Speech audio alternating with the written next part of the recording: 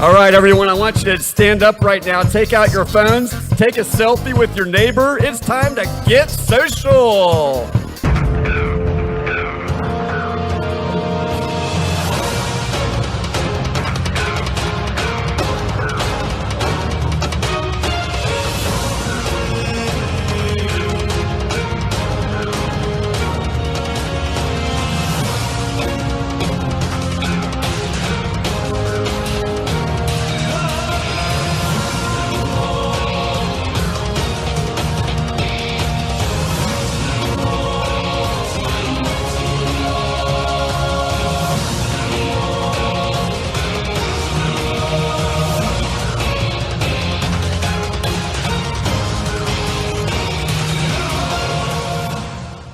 Welcome to the 9th Amazing Race 28 recap episode of the Your Team Number podcast from Reality TV Warriors. My name is Michael Harmstone, and joining me as ever is the Canadian whose preferred mode of transport is an outrigger canoe, Logan Saunders.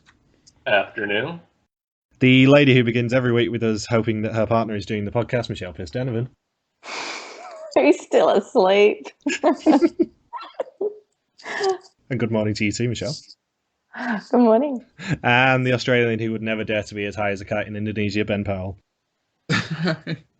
Don't be so sure about that. It's a drugs in Indonesia joke. They have the firing squad and everything. And yeah, this was another decent episode. I disagree, actually. As far as cast goes, it was better than a lot of the episodes. It was better than a lot of the other episodes, but it still felt like only half a leg. It didn't seem like they did enough. Like collecting salt, then putting together a kite, and it felt like, oh, what else are they going to do? Oh, go to the pit stop. Okay. Yeah, I think in other seasons I would be complaining about a kite flying roadblock, but it at least fit the location. I can't gripe with them for that. You'd complain about that? Yes. That was great. That was like, even just like, the side of me that still watches the show for like the magnificent locations and the scenery porn, it's like, seeing the gigantic kite fly majestically through the air was was like a zen moment for me. Seems like something I'd complain out of Amazing Race Canada. You know what, Michael? If you don't like that kite task, then I would not suggest reading the book Kite Runner. I think, and as well as the movie adaptation, because I think you would just skip the whole beginning portion of that film and just skip reading the book. Movie adaptations are never that good anyway. Can I just say that when Michael was like hanging shit on Amazing Race Canada, and then Logan was like, you know what, Michael? I thought something else was going to happen there. Oh. I'm just leading into having to talk about my Amazing Race Canada blog that's going to be coming out this week. With the prospects of Amazing Race Canada 4 probably filming within the next 6 weeks or so, I've basically done a very begging blog post to production to not screw it up this time, because they don't have that much goodwill with me this year after the shit show that was Amazing Race Canada 3. You might have to actually send it to them. Oh, I will. Put it anywhere. That's the thing. This blog is not just going up on the Reality TV Warriors website. It's going to be sent to production. I'm going to tweet all of them. Everyone who I know is in production. Because one of them at least needs to read this blog and learn their mistakes. Oh, that's fun. So, previously 6 teams raced to Dubai, where Sherry and Cole got off to a slow start on the first self-drive leg in a year. At the detour, Camels tested either team's speed or their patience. At the roadblock, Kurt and Brody burned the express pass, helping them beat Bernie and Ashley out for first place. Sherry and Cole couldn't catch up, but were saved by the season's final non-elimination leg. And we get a wonderful bit of awkward product placement. Oh, you mean the sports car? No, I mean Kurt and Brody when they leave the pit stop. Oh, the Travelocity. Oh, this Travelocity app is wonderful. It's like a wonderful throwback Thursday to last season with Justin and Diana's awkward promotion of the Travelocity app. I think Justin and Diana at least read it off the page. They lifted it off the page, unlike Kurt and Brody, who were just like, wow, this is a wonderful app. Yo, dude, Kurt, this app, it's sick. It's a sick app. Oh man, bro, I can't wait to use this when I get home. Just a couple of jocks using a Travelocity app. Bro, dude. Forget the weed, man. We just need Travelocity apps and light this up. Well, again, they don't smoke weed. That's the devil's lettuce. They don't need anything when they've got the Jesus Christ in their heart. It comes from the earth, Ben. It's totally natural, bro. You know what was funny about you're casting them as hippies when they're just Jesus freaks. You know that, right? I can dream. I can dream. You know what was funny in the previously on segment, though, when they said, or Phil was saying, Kurt and Brody used the Burn the Express Pass and led to a dominating fourth win.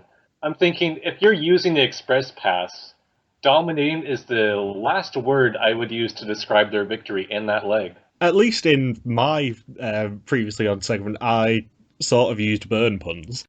And this is where we get a bit crazy, because there's a little bit of unaired stuff between the airport and the departures. And it's something that I've been sitting on for a week, so it's time to actually reveal it. After Dana and Matt left the pit stop this week on the way to Dubai's airport, they got pulled over because they had a camera and drove past embassies with the camera hanging out the window. Oh, yes. And this went completely unaired this week, for some reason. Because they weren't two Italian sisters, so it wasn't worth watching. That'll make sense to you in a while, Logan. I get And the it might gist not make of that sense. scene. I've heard it hinted at so many times that I kind of get the idea of what occurs. Yeah, we're so unsubtle with our hints that, Amazing Race Australia 2. Speaking of Logan, finish Amazing Race 18 already. Yeah, please do. Sorry, Taking so long. I know. I'm waiting for you to start doing Amazing Race Australia 1. I can't wait to do Amazing Race Australia either, Mike. Just so we can start talking about Focus, Believe, Achieve, and putting fingers up goats' arseholes, and... I can't wait till Not they actually get to it. Goat testicles? Not goat testicles, no. I can't wait till it actually gets to it, and we've completely overhyped it. And it's like a mediocre stage, and Logan's like, what the hell is wrong with these people?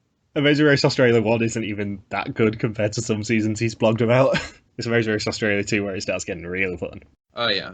That's good. The first one's alright, but the second one's good. So, Kurt and Brody leave at 12:28am, with Bernie and Ashley at 12:30, Tyler and Corey at 1:18am, Zach and Rachel 1:31, Dana and Matt at 1:48, and Sherry and Cole at 4:11. And teams must now fly to Denpasar, Bali, Indonesia, and find the Tanalot Temple to sign up for the hours of operation for the next morning. Sherry and Cole got dissed by one of the other racers on the flight to Bali. I forget who exactly said it, but... Bernie. Yeah, it might have been Bernie, where he's like, everyone caught this flight, even Sherry and Cole. I'm thinking, wow, that's kind of a douchey thing to say. Yeah, there was an unaired clip of everyone's reactions to Sherry and Cole getting another non-elimination again. Oh, I see. So maybe he wasn't even saying like, oh, like Sherry and Cole were so far behind, but yet even they made this flight. It was more of a, oh, they weren't eliminated, so they made this flight. And Zach and Rachel say on the way to the airport that they want to adopt internationally. We might as well have eliminated them then. Yeah, I pretty much wrote that in brackets. I'm saying, yep, game over. There is no way in hell that a team gets that confessional. It's the first thing we've learned about them in weeks. It's like, oh man, Zach and Rachel getting meaningful content? Yeah, this is kind of going to be their farewell. I don't care what kind of editing trickery you try to put in between now and the end of the episode. And when they get to the temple, Kurt and Brody and Sherry and Cole get the 6:15am departures. Bernie and Ashley and Tyler and Corey get 6:30, and Zach and Rachel and Dana and Matt get 6:45. And once they depart in the morning, they have to search the area for a clue hidden in a traditional Balinese fruit offering. Once they find it, they have to take 2 of the fruit offerings to the Pura Enjung Gala temple, where they can exchange the fruit for a second offering, a live snake each, which they must take back to Tanalot to receive their next clue. I thought they were going to have to make the fruit offering. They have done that in other seasons. They have, They did yeah. that, specifically, they did that in 22, which is where Jessica and John's ultimate flame out came in. Yeah, I was thinking when I saw the offerings that actually they've made those before. Probably just preserved from the season 22. Like, they GMOs. like, yeah, GMOs. We can't afford buy new ones. We still have those from the previous season, right? Yep. Bring them in. And Kurt and Brody find Jessica and John's Express Pass hidden in their fruit offering. He still hasn't used it yet. Yeah. Poor Anders. Poor Anders. Oy vey. Did anyone notice Brody's impression of Beavis and Butthead during the overnight before they left for the temple in the morning? No. No. Oh, he just sort of did like a Beavis and Butthead like laugh when he found out there was a departure time. I didn't know if it was intentional or not, because he's never laughed like that before during the season. Probably not. Yeah, I don't think so. It's like most people have modern references. Like if Tyler was 10 years older, the snake probably would have been a reference to Anaconda or something. Yes, Instead of Britney. Yeah, he would have been like, "Oh, I feel like J-Lo and LL Cool J right now." That's what I would have said. I think probably just would have been J-Lo instead of LL Cool J, because in general, gay men don't compare themselves to black male rappers. They tend to compare themselves to pop stars. And if Blair would have still been around, she probably would have compared herself to like Nicki Minaj and Anaconda or something. Damn it, that's what I was gonna say. Suck it, wacky. But yeah, Corey wasn't a big fan of snakes. Not even snakes on a plane. I'm very disappointed no one did a snake reference. They were gorgeous snakes. Because these people aren't nerds, Michael. I'm sure Birdie and Ashley did it. They probably opened the pot and went, snake? Oh, what's in the pot? Ba-ding. Oh, solid snake. Finally, jeez. Yes. Oh, you could... if only the snakes were under a box, just slowly edging their way away from the racers. How much Smash Brothers Brawl have you played? It would have been even better if when teams are about to one team member gets the snake and then they lift up the other box assuming it's going to be another snake, but really it's just Phil Kogan to do another on-air live report just to scare the crap out of them and then inevitably lead the snake to bite one of the racers. Oh, Phil doing an on-location report from a cardboard box would have been just wonderful. It would have been like Big Brother UK level of awesome. Or they have to hang Phil around their neck. That would have been amusing. Yeah, instead of having a speed bump, Sherry and Cole get a handicap again, and instead of having a snake, they both have to carry Phil Kogan around their neck. If it was Amazing Race Israel, they would have done that. Let's be honest, that is a complete HaMerotz non-elimination penalty. I'm standing on Cole's shoulders as he carries me down to the Hua Temple. And along with the fresh fruit, this is a kiwi offering to the locals. Could you imagine if Rachel had to do that as the handicap? She would have been dead. We have to work together as a team, Rachel. Amazing Race is supposed to be fun. We both wear the pants in the carrying Phil. Yeah. Phil is in each of our pant legs. How is this possible? Oh, I hope HaMerotz has some more ridiculous penalties when they finally bother to come back. So, Kurt and Brody are the first to leave, with Tyler and Corey in second, Bernie and Ashley in third, Sherry and Cole in fourth, and Zach is also not a fan of snakes, and yelps almost as much as Corey did. And I loved how Dana was just treating the snakes like a piece of workout equipment. She was not fazed at all. I think going into this leg, everyone sort of expected Dana to probably freak out about snakes and be loud and everything, but she was very quiet this leg and just got shit done. Wasn't she holding the head up also? Wasn't she the only one who was doing that? Yeah, she was sort of running along with it like she had two sort of free weights. You can tell how much I exercise, can't you? Yeah. I like how Kurt and Brody got lost, even though it ended up being like 10 feet away to be from the first temple. Like, imagine if they had to do the water temple from Legend of Zelda. Like, they would just be completely lost. What, the original N64 version or the 3DS version where they basically signposted every exit? 90s version versus 2000s reference version, Michael. Which one do you think I'm talking about? Well, given that the 2000s hasn't reached Canada yet, I'm going to go the 90s version. That is correct. Yes! So Dana and Matt leave in fifth with Zach and Rachel in last, and teams must now head to the Bat Temple and find Kusamba Beach around 500 metres away from the Bat Temple to find the next clue, which is the first roadblock of the leg, which is who is the salt of the earth. The first roadblock? Spoiler! Damn it! For the first time in a long while, we have a double roadblock leg. And in this roadblock, one team member must produce 4 bags of local white powder and bag it up to receive their next clue. Michael. Another Indonesian drug reference. And they have to wait for it to crystallize, too. Well, then they also say crystallize. I'm thinking, wow, Phil, you could have really reworded your phrasing for the roadblock. The next roadblock involves avoiding an Indonesian firing squad. Exactly. So in this roadblock, one team member must transfer enough water from the sea to water a plot of sand before harvesting enough salt to fill 4 bags to receive the next clue. And it's Kurt, Bernie, Tyler, Rachel, Cole, and Matt doing this roadblock. How much land can Indonesia afford to waste so they can literally salt the earth? A lot. I mean, as Amazing Race Australia 1 taught us, Indonesia has a lot of islands, including Gili-Trawangan, the pit stop for this leg of the race. Including Gilligan's Island? What? I don't know how I remember it's Gili-Trawangan, but I do. I'm still hearing Gilligan's Island. Gili-Trawangan. Gilligan's Island. Yeah. Imagine the bloke who's executing people on the mole saying it. Anderson Cooper? No, I didn't say getting bladdered with the contestants. I said the grumpy uncle of the Amazing Race host family, Grant Bowler.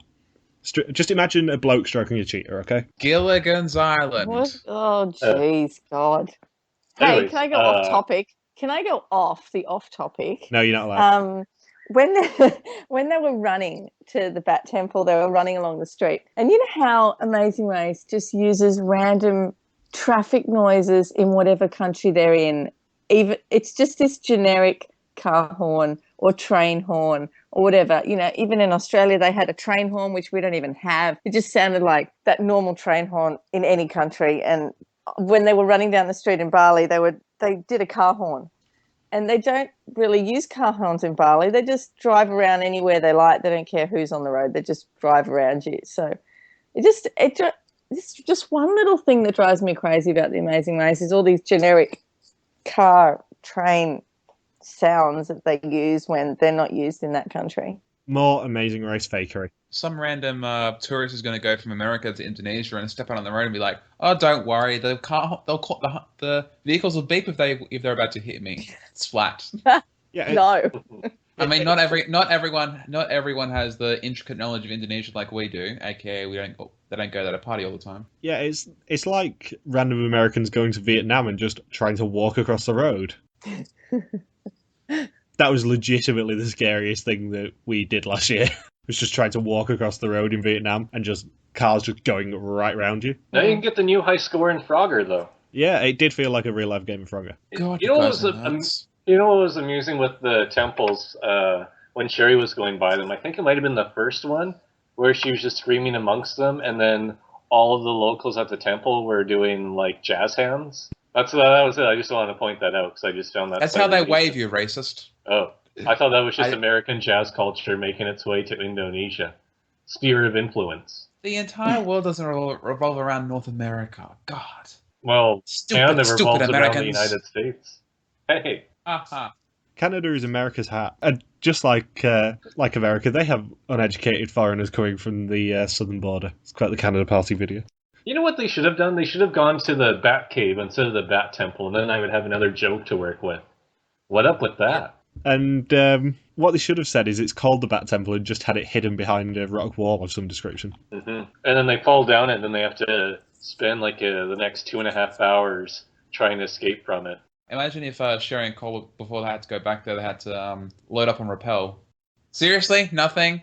Oh my god, we put up all your lame video game jokes all the time, and mine doesn't even get a chuckle. God, you guys suck. And talking of Sherry and Cole, they do have to go back to the Bat Temple for their speed bump, which is making 10 local breakfasts and selling them before eating one between them themselves. While dosed in Rappel. I mean, seriously, at least Pokemon is still a recent game. God. It's actually made worse by the fact that I'm wearing a Gengar t-shirt right now. I genuinely am as well. Your jokes are ghastly, Michael. Oh god, here we go. Don't let me haunt you guys with my bad puns. Seriously, are we stooping to Pokemon puns now? Hey, we got through all 3 of them. Can you Diglett? Yes, we can. Oh my gosh, you're yes, saying that yes, we exactly can. like Robbie Williams then. That's kind of the point, Miguel. And we get another bit of backstory, this time for Kurt, who apparently had stage 3 colon cancer at the age of 23. What are we supposed to do with that, Michael? I don't know, I just wanted to see whether you're going to rise to it. I just had a family friend die of brain cancer about a week ago. Like, that's... Like, I can't do anything with that. And I loved how Sherry was just so encouraging to every single person. Yeah, like, her and Cole have had the worst average by far of any team. Yet, when she has a slight lead, she's the only one that's willing to help out everybody else. It's like, I think the 6.87 average allows you to be a bit more cutthroat in this situation. She's just so nice. There's certain teams that have low averages, but like it's not for a lack of racing ability on their part. It's just a lack of drive to put others down. Like this is a bit spoiler, but like one of the reasons that Lucy and Amelia from Amazing Race Australia 2 didn't do so like hot is because a lot of the time they were like touristing around. Like they did race, but like whenever they saw like a really good spot, they like took photos and took in the scenery and stuff, and then like the production crew was like, come on. And like, so they could have done a bit better. I mean, it wouldn't have been as fun, but they could have done a bit better had they like put more focus into it. But like, you know, that's not the point of them. So I think with the example of Lucy and Amelia, this is going into territory that Logan might cover in his preview blog for Amazing Race Australia 1. But Lucy and Amelia were originally cast for Amazing Race Australia 1, and then their mum got sick. that was covered in season 2 as well. Yeah, but then their mother got sick. I believe it might have actually been cancer. Yeah, Yes, it was it like was. So they pulled out of the race to take care of the mum, basically, and then came back for season 2. So I think their mindset was more, we're getting this amazing opportunity again. Our mum has taught us not to take life for granted, basically. So we're going to stop and have a look. Yeah, that does make sense. That would be the argument I would make. Anyway, we need to stop talking about Lucy and Amelia because I love them too much. Let's not talk about good seasons. And Bernie is the first to finish the watering part, with Kurt in second and Corey in third. And this week, even Dana's being encouraging to Matt. Dana was really, really supportive partner this week. I think Dana you're just had a reaching. very I good think you're edit just this reaching, week. aren't you, Michael? Wait, really, Michelle? Compared to last week, where literally the camera was on her more than anyone else, and she was just being, just such a whingy girl. And then this week, like, we hardly ever looked at her. And when we did, she was being supportive. I saw that more as a non-edit, really, in my opinion. Like I thought I was with Michael when he said that this should be Dana's redemption, but then like this week happened and like nothing was really made of it, and she was like given barely any screen time whatsoever. I have 2.5 pages of notes, and I don't think I wrote a single note about Dana and Matt this whole week. I did one. My line was, nothing much from Dana this week. That was my line about Dana. And my mental note was, geez, Dana's getting no content, especially compared to last week. I don't think they could have topped the content that she got last week, though. If they aired that scene, some would say that would top it. Yeah. Cole is the fourth to leave that part, with Matt in fifth and Rachel in last. Oh, did we comment on the speed bump at all? There really wasn't much to talk about, Logan. But they'll go testicles. Yeah, it was a harder speed bump than most speed bumps, but that isn't saying much. It was harder than a goat testicle. Is that what you're saying, Mike?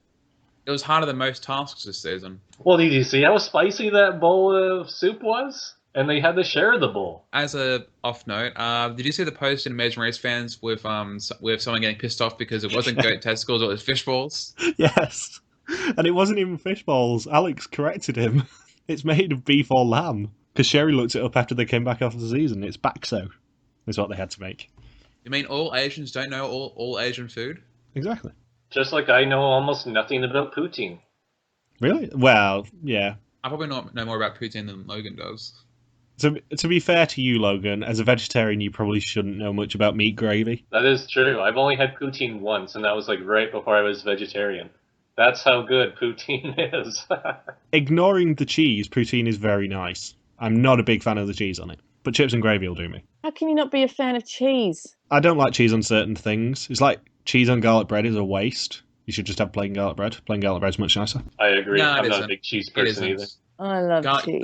Garlic bread with cheese is great. I will perfectly happily have pizza and stuff, but yeah, garlic bread with cheese is not as nice as garlic bread plain. You just haven't had the right one then, Michael. I agree. So Bernie and Ashley are the first to leave the roadblock, and teams must now find Mertasari Beach to find their next clue. Seemed like everything was really close together in terms of location for this leg. Bali really isn't a big island. And I don't know, I was just looking through my notes. I thought I had something more to add to it, but nope.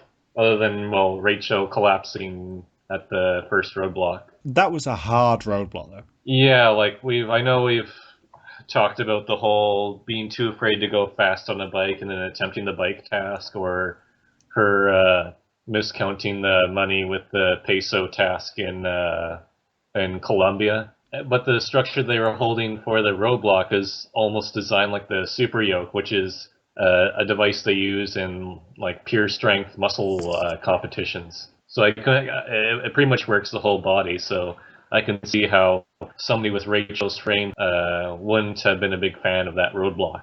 Yeah, they had terrible roadblock choice, I think. Yeah, Zach probably would have been better at the second one, but Rachel certainly wasn't better at the first one.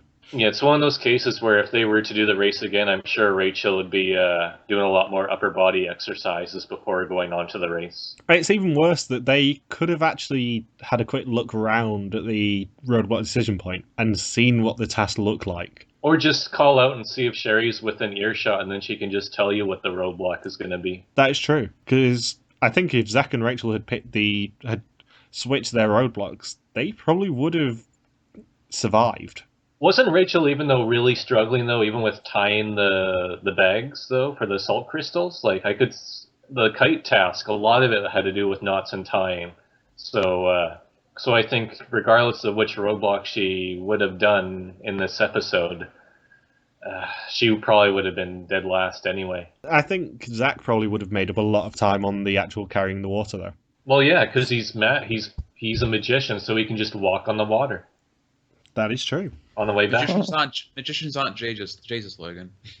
Oh, damn.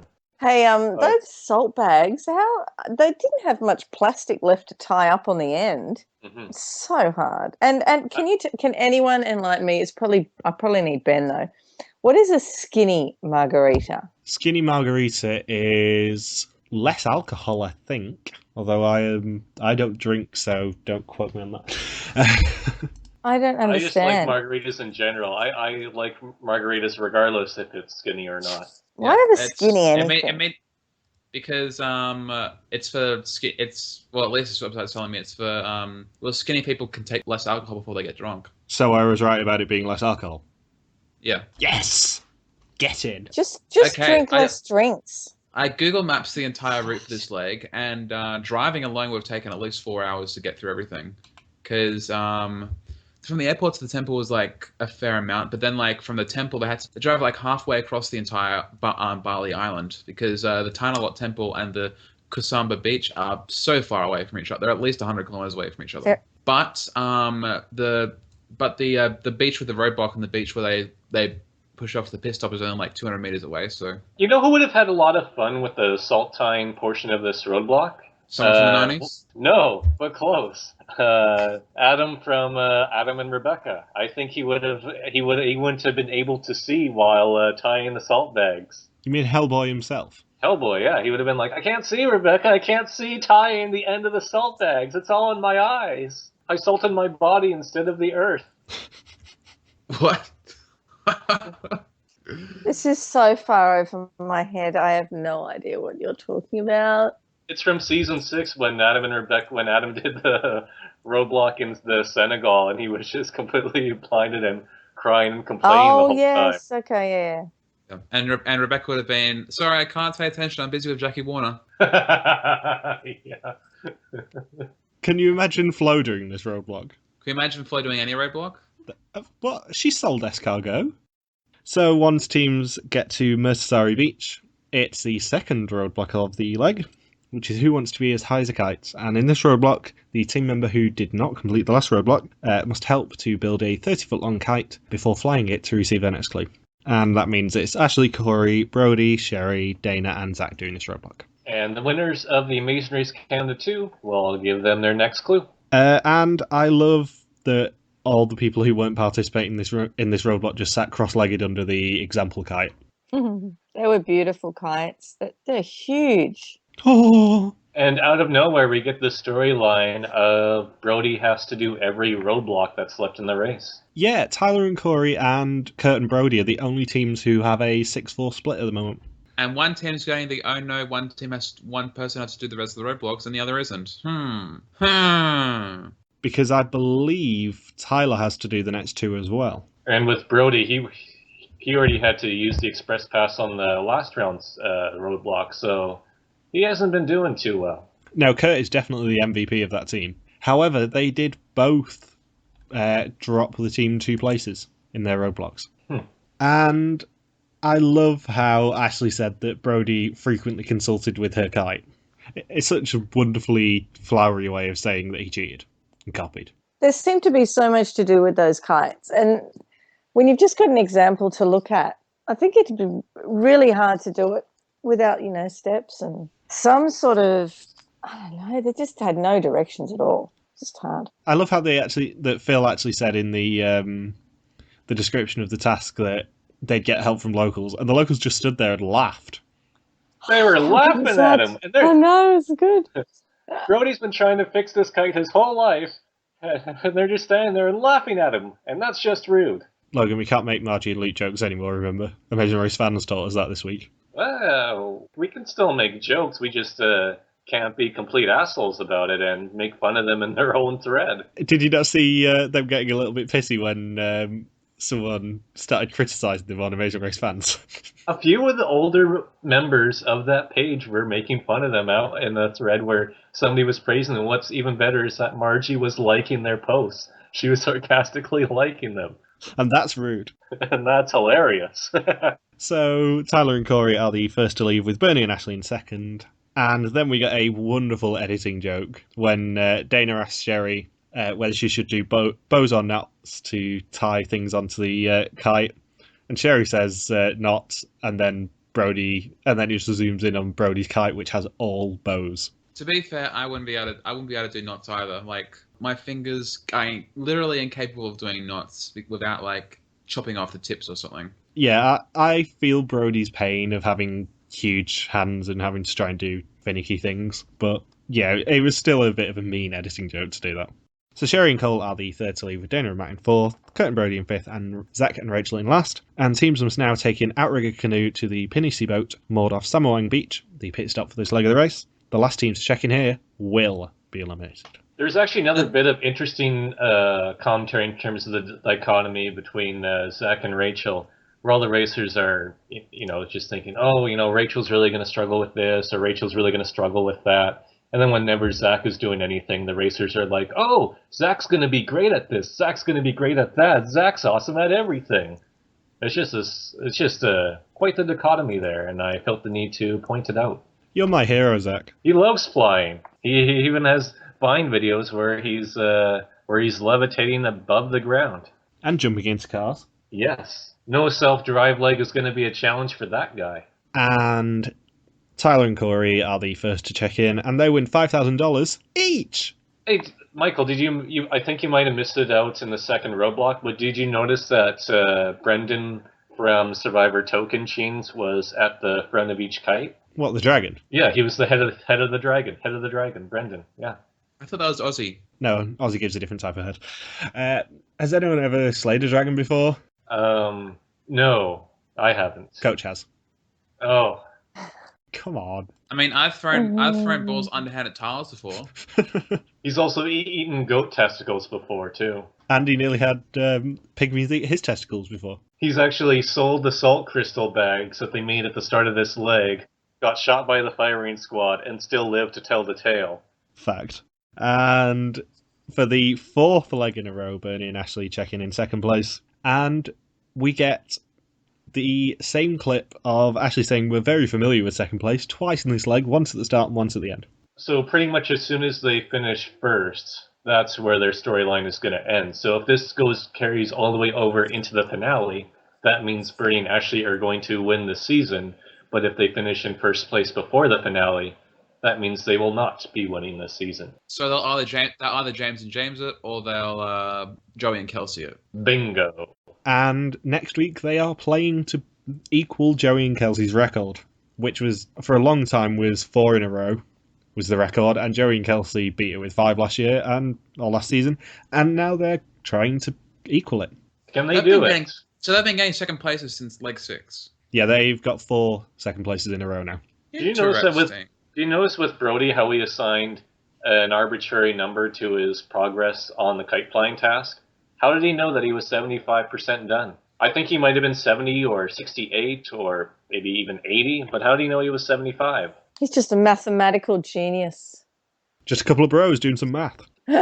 And for the first time all season, Sherry and Cole are top 3. They get 3rd place this week. That's nice for a change. Yeah. Those stats were crazy on how little they had beaten the other 5 teams leading up to this leg. Like, they only beat Zach and Rachel once, and they beat Tyler and Corey once, and then everyone else has beaten them on either all 8 rounds leading up to this episode, or in Zach and Rachel and Tyler and Corey's case, they have beaten Cherry Cole in the other 7 rounds. So out of nowhere, I mean, the speed bump's not really that much of an obstacle, but they still managed to beat 3 other teams. It's live maths from Logan. Bro, I should leave the mathematics to Brody. And Dana and Matt checking in 4th. And then we get Kurt and Brody fighting over rowing. Just a couple of bros losing some rows. But they then checking in 5th place.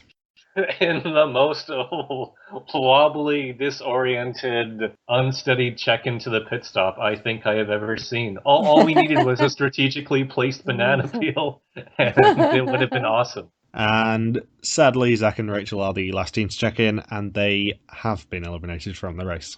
But their exit is very memorable because it is basically a copycat of every Survivor intro and Pirate Master.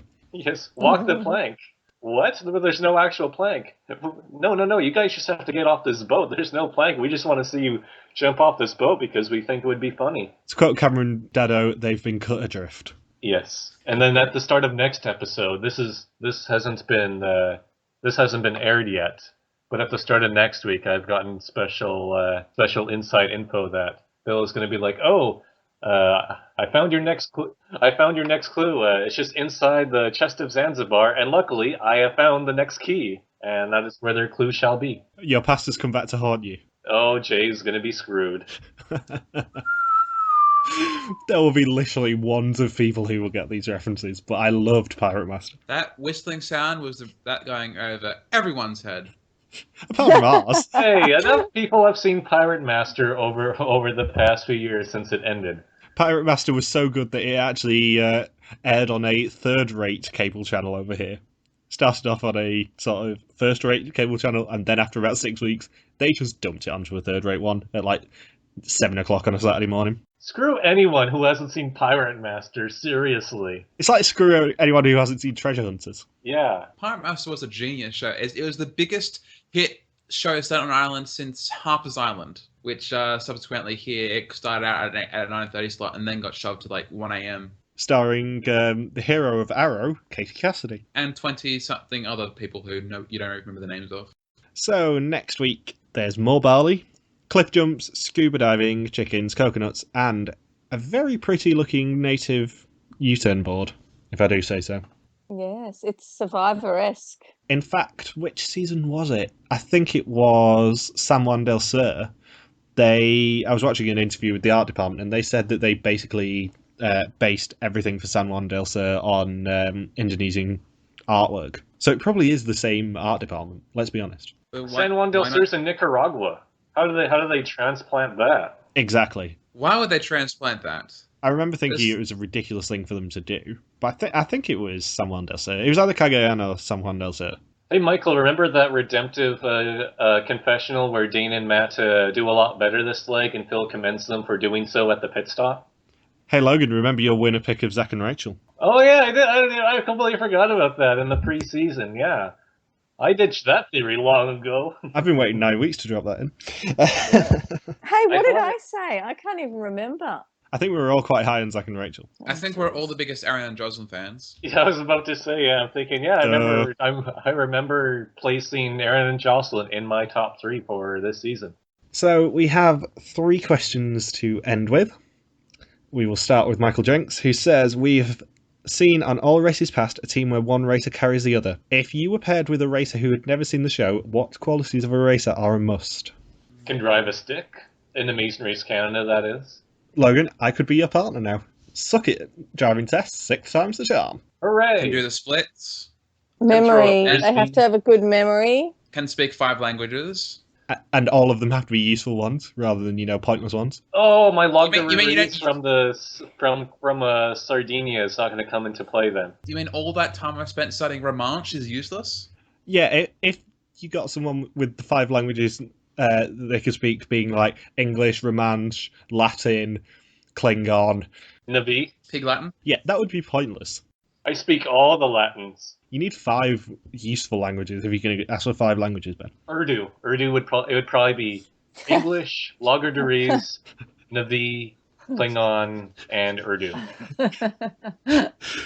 I'm going with English, Orcish, Elfish, Elvin. Murloc, and Blood Elf. Dothraki. You need to speak Dothraki. Dothraki. That is literally the most excited Michelle's been for weeks. Game of Oh, Thrones. God. Like, literally, it's like 24 hours. More Oh importantly, my Veep and Silicon Valley are both back as well. That's what I care about. Who gives a Who? shit about Game of Thrones? Veep and Silicon Valley are back. I've never heard of Oh, that. no. Bali, Pales in Bali, comparison. Bali. I think ultimately, if you're looking for a partner, you need someone who complements your skills. So someone who's good at stuff you're not. Like I said, doing Navigation. The splits. Yeah, so like navigation, or for certain people, actually being talented. So yeah, you just need someone who complements your skills. Like for me, it probably would be, dancing or endurance. Yeah, Lifting. dancing would probably be a big Not thing for lift. me. I would need to be partnered with somebody who's a good dancer and who would be really good at trying to think. Yeah, I'm good at everything else, so yeah. I think an underrated skill is actually being able to work as a team as well. You need someone who you get on well enough with that if you have a fight, you just suck it up basically within a few minutes. Somebody with a construction Yes. background. That's what I would need to compliment me. Or someone who drives a Zamboni. I need someone who's good at things that I'm not, but not better at things I'm good at. So I'm good with technology, so they need to have never seen technology before. So Canadian. I'm thinking a caveman. That'll be good. He'll be strong, which I'm not. He'll be good at physical tasks. He'll be good at running. The only thing is, if we have a fight, I'll get clubbed over the head. And that's the downside? Well, I like living. You'd be remembered, Ben. I wouldn't be alive. I wouldn't be alive, Michael. I like to be alive than remembered. It'd make a memorable exit for you from your morsel coil. The Amazing Race Australia 4. Ben partnered up with the caveman from the Geico commercial.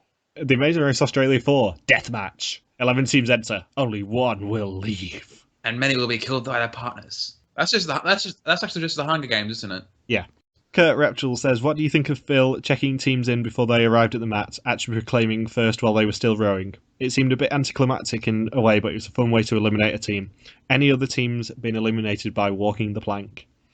Well, not an Amazing Race. I'd love for like Kurt and Brody to like walk up, and then like the ship actually like sends them off the side, like because it's tipping, so it tips them off the side, and then Zach and Rachel check in.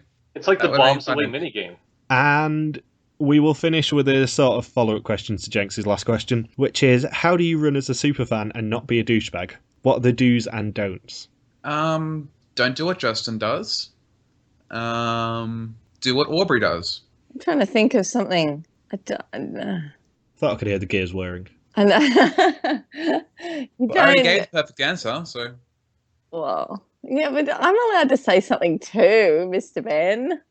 I'd say don't try and tell everyone that you know everything, because that can be your downfall. Don't reveal yourself as a superfan, because that will paint a massive target on your back. I would come up with a fake sob story for the audience to sympathize with me for, just because it would work every time. Yeah, I'd be like, I was born Canadian. There's nothing I could do to change that. I've had to live with this my whole life. And then what else? I think other than that, though, I probably would come off pretty douchey. I just wouldn't be able to help myself. I'd be like in the corner being like, did you know that Eric and Jeremy have an average of 1.69 in the Amazing Race US? I bet you didn't. And then they'd be like, oh, Logan, just stop. Just quit while you're ahead. Lol, as if you'd be ahead. So, anything else to say about this week's episode before we sign off and then I go to bed? I like Zach. I really do like Zach and Rachel. Like, you know, on a season like this with as many like outwardly annoying characters as, well, two out of the final five. The first thing you can be from the worst thing on this season is a mildly positive town person, which basically what Zach and Rachel were. They're like a modern Chris and John, basically. Yeah, I liked Zach and Rachel. I thought that they had a pretty good showing. I mean, they didn't disgrace themselves. They were just kind of there. And they won a leg. Yeah, they are the first leg winners of the season to disappear. It's about the same spot that last season's leg winners disappeared as well. Yeah, it would be actually, wouldn't it? Although I'm not, I'm more of a fan of like random early boots of the season being leg winners as well. Like that's why Amazing Race 26 was one of my favorites. Bergen and Kurt. Yeah, one of the most random teams to ever win a leg. I mean, Amazing Race Australia exists, but still. So, thanks for listening to this You Are Team Number podcast. You can join us next week to recap the 10th episode of the season. If you have any questions, feel free to contact us on our Facebook page, Reality TV Warriors, on our Twitter account, @RTV Warriors, and on our own Twitter pages, @MJ Hamstone for me, @Logsbugaki for Logan, @Bear333333 for Michelle, and @Ink1Y for Ben. See you later. Bye. Bye. Peace. Oh, and don't forget to listen to Yes Chef, because, Ben's actually doing them again now. Yay. Also, Logan, thank God you didn't do the hashtags. Otherwise, we would have sent you to a re-education camp. I would have had to hashtag walk the plank. Why?